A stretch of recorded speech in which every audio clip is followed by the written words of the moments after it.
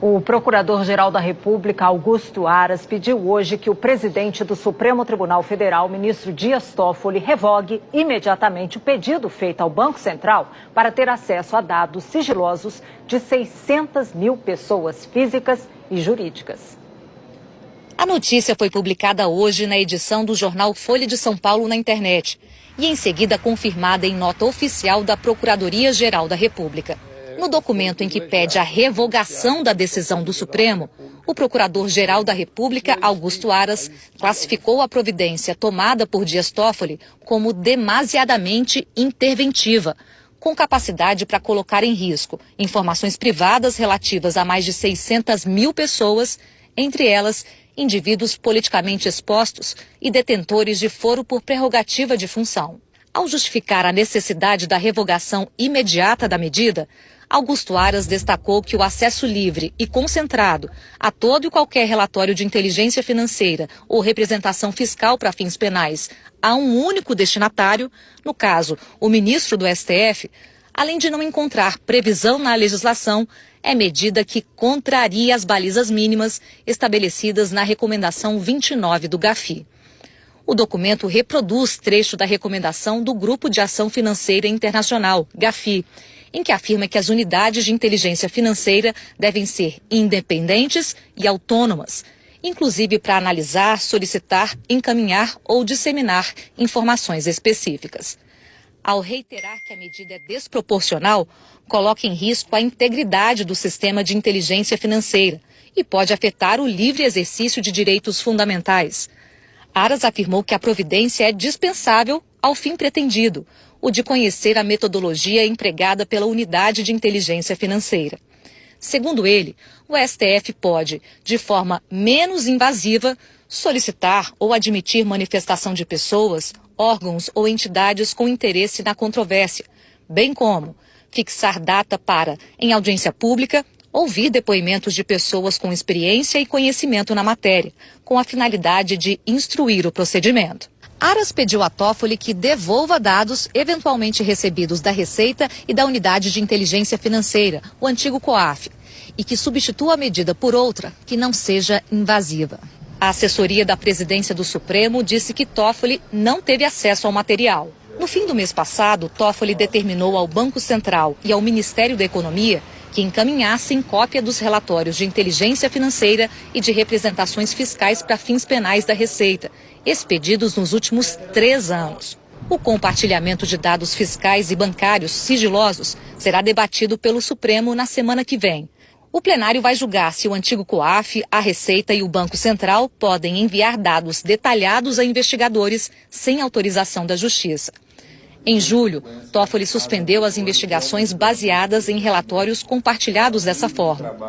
Foi no caso em que atendeu a um pedido do senador Flávio Bolsonaro, do PSL do Rio, e suspendeu a investigação do Ministério Público do Rio de Janeiro contra ele. A investigação se baseava em um relatório do antigo COAF. No início da noite, o presidente do STF, ministro Dias Toffoli, negou o pedido feito pelo Procurador-Geral da República, Augusto Aras.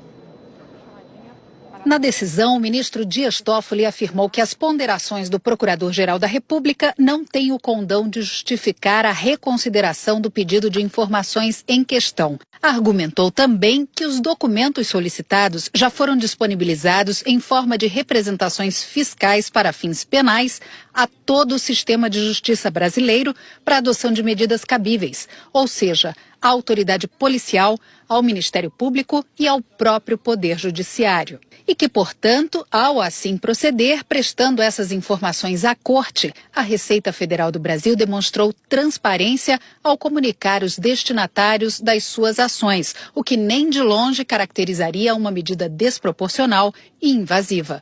O presidente do STF explicou também que não acessou dados da Unidade de Inteligência Financeira, o antigo COAF. Destacou na decisão que a Unidade de Inteligência Financeira, ao informar a Corte sobre a síntese de suas atividades, foi taxativa ao consignar que o acesso aos relatórios depende de cadastro prévio das autoridades competentes. E, nesse sentido, o STF não realizou o cadastro necessário ou teve acesso aos relatórios de inteligência. O ministro continuou afirmando que este processo, justamente por conter em seu bojo informações sensíveis que gozam de proteção constitucional, tramita sob a cláusula do segredo de justiça, não havendo que se cogitar, portanto, da existência de qualquer medida invasiva por parte do Supremo Tribunal Federal, maior autoridade judiciária do país. Além de não acolher o pedido feito pelo Procurador-Geral da República, Augusto Aras, o presidente do STF determinou ainda que tanto a Unidade de Inteligência Financeira, o antigo COAF, quanto o Ministério Público Federal repassem mais um conjunto de informações, todas relacionadas a instituições e a integrantes do Ministério Público que já tiveram acesso aos relatórios de inteligência financeira nos últimos 3 anos. Para a Unidade de Inteligência Financeira vinculada ao Banco Central, o ministro deu prazo até às 6 da tarde de segunda-feira para que entregue a relação de quais instituições são cadastradas para receber os relatórios. Por instituição, quais são os agentes cadastrados e desde quando estão cadastrados no sistema. Quantos relatórios foram disponibilizados por instituição, de ofício, por iniciativa da Unidade de Inteligência Financeira. Quantos relatórios foram disponibilizados por agentes cadastrados e respectivas instituições, de ofício, por iniciativa da unidade ligada ao Banco Central?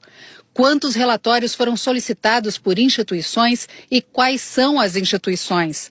Quais agentes solicitaram relatórios às respectivas instituições e suas respectivas quantidades?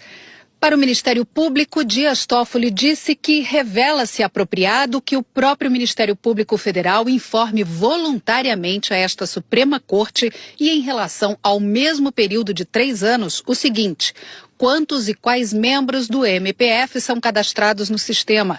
Quantos relatórios foram recebidos pelo Ministério Público Federal mediante relatório espontâneo encaminhado pela Unidade de Inteligência Financeira de ofício? E quantos relatórios o MPF recebeu em razão de sua própria solicitação? O ministro encerrou a decisão, citando que, em função dos vazamentos de decisão e petição anterior, que foi o pedido que ele fez para receber os relatórios, levantou o sigilo da decisão de indeferir o pedido da PGR, mas manteve tudo mais sob sigilo.